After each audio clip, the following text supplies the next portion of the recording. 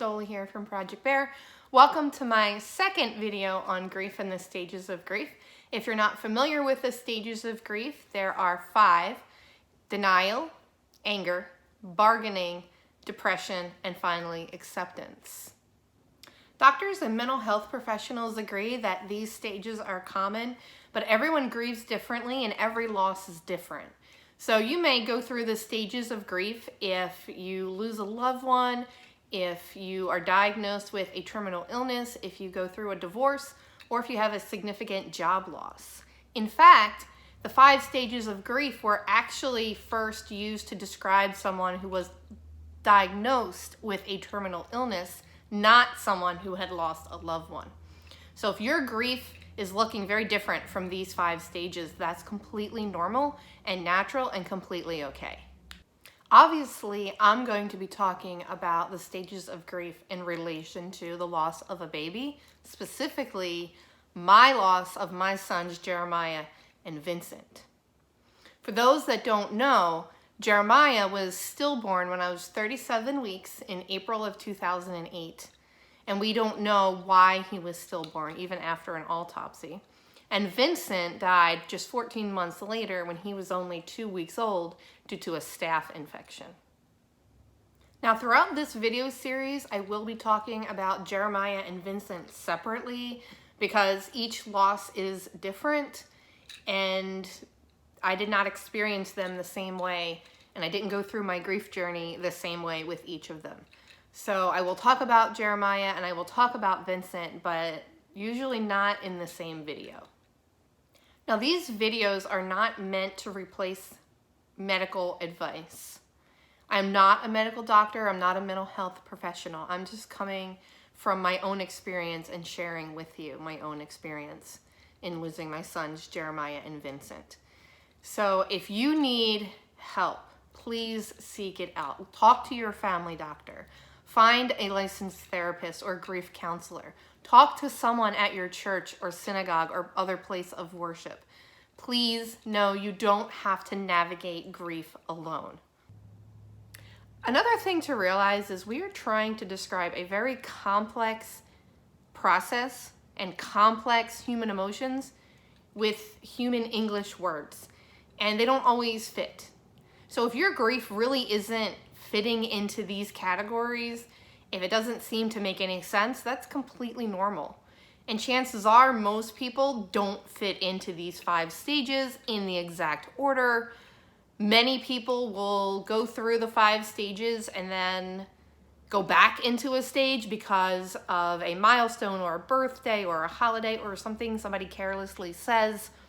So don't feel that your grief has to fit nice and neat into a little box. Don't let anyone else try to fit your grief into a nice, neat little box. And I'll have a card up there. You can see my first video in my series on grief about wearing the weight of other people's expectations and how you should not wear the weight of other people's expectations. Contrary to what some people think, grief isn't something that you really get over. As long as you love your baby, you will grieve their loss. But what that looks like in your life is going to be unique to you. And it will be as unique as you are and as your baby was. Now, and what you do now can be very different from what you do a decade from now. Because grief changes. It's a process. And it doesn't always have to be sorrow. Yes, sorrow is a part of grief, especially early on, especially around birthdays and holidays and anniversaries.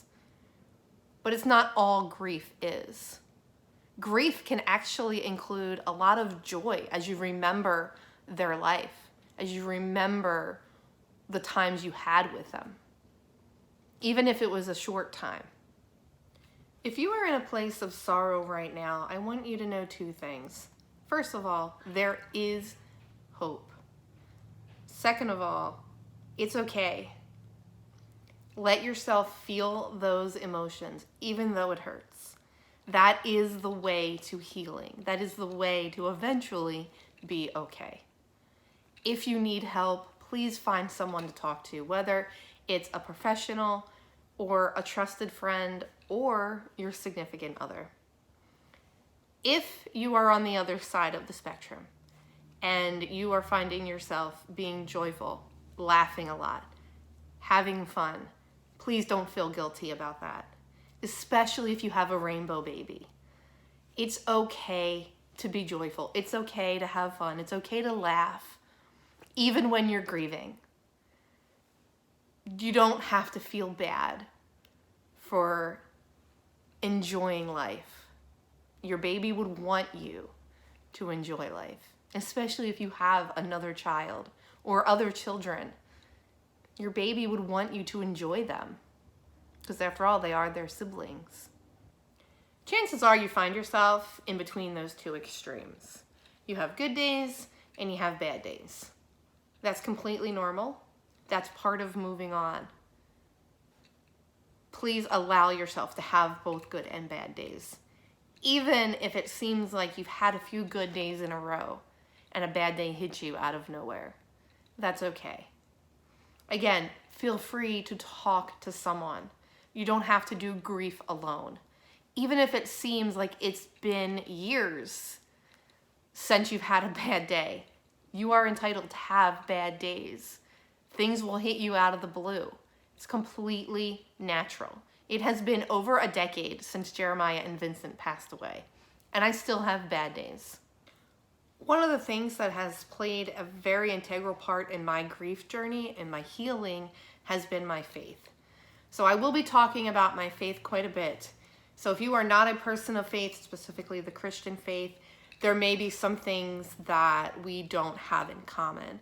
But my hope is that we do find some commonality, and that through my story and my experience, you can find that you are not alone in anything that you are going through. My hope is that I can bless you by telling you my story, and that by telling you my story, you can know that you are not alone in yours. Can't leave me when my trust is without